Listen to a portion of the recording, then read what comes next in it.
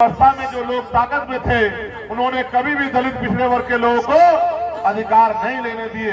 उनको शिक्षा विहीन रखा, उनको अधिकार विहीन रखा, उनको तमाम तरह के साधनों से विहीन रखा। फिर आजादी आई। 26 जनवरी से 1950 को देश का संविधान लागू हुआ और उस संविधान ने कहा कि देश में रहने वाला हर एक व्यक्ति बराबर होगा, चाहे वो किसी जाति का, किसी धर्म का हो। सबको अपने धार्मिक स्थलों पर जाने की, पूजा अर्चना करने की, तरक्की करने की, आगे बढ़ने की, बुनियादी सुविधा लेने की आजादी होगी। और जो सरकारी सिस्टम बनेगा उस सरकारी सिस्टम में हर एक आदमी की हिस्सेदारी होगी, हर एक आदमी का उस पर जोर होगा। लेकिन आज क्या है? आज क्या है? जिस दिन आजादी मिली, धन धरती राजपाट में बंटवारा नहीं हुआ। मेरे भाइयों, मेरी माँ बहनों, जो गरीब था वो गरीब रहा, जो अमीर था वो अमीर होता गया, गरीब गरीब होता गया और अमीर अमीर होता गया। थोड़ी बहुत अगर तब्दीली हुई तो जो आरक्षण की व्यवस्था हुई सरकारी नौकरियों में, उसकी वजह से मेरे आपके घर के लोग सरकारी नौकरियों में पहुंचे।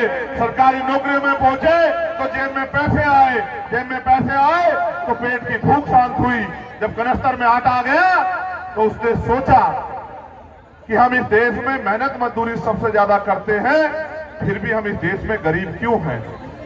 और निर्णय यह हुआ कि बाबा साहब अम्बेडकर की बात को अगर हम नहीं मानेंगे, बाबा साहब अम्बेडकर की बात के साथ हम नहीं खड़े होंगे तो ये गुलामी की बेड़ियां नहीं कट सकती। और बाबा साहब ने क्या कहा? बाबा साहब ने कहा, जिस दिन वोट का अधिकार उन्होंने हमें दिलाया, कहा कि आज मैंने रानी का पेट चीर दिया। आज के बाद राजा जो पैदा होगा वो मतदान पेटी से पैदा होगा। आज के बाद जो राजा पैदा होगा वो बैलेट बॉक्स से तैयार होगा। जब मैं अपनी बात को खत्म कर रहा हूं तो तब मुझे इस बात को आप याद दिलाना कि बाबा साहब ने क्या कहा था। मैं आप सबको बात इशारे में कह रहा हूं कि जब मैं अपनी बात को खत्म करने की तरफ हूं तब आप मुझसे कहना कि भैया मत पेटी से राजा पैदा होगा, इस पे भी अपनी बात पूरी करो। कहोगे नहीं कहोगे? इसलिए आपको याद दिला रहा हूं कि आपको याद रहा। काम की बात सुनो। लोकतंत्र आया। लोकतंत्र की बुनियाद ये थी कि जिन अधिकारों से हमें वंचित किया गया वो अधिकार हम तक पहुंचे। लोक लेखा समिति बनी प्रदेश में, केंद्र स्तर पे। फिर और बात आगे बढ़ी, पंचायत स्तर पे पंचायत राज लागू हुआ और निर्णय उसमें उसका परिणाम ये था, उसका उद्देश्य ये था कि जो गांव में रहता है, जो शहर में रहता है, जो गांव के उस छोर पे रहता है, जो बस्ती के उस टूटी झोपड़ी में रहता है, उसको भी सुख सुविधाएं मिले।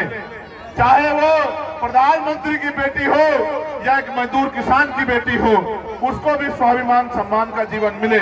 जो गरीब है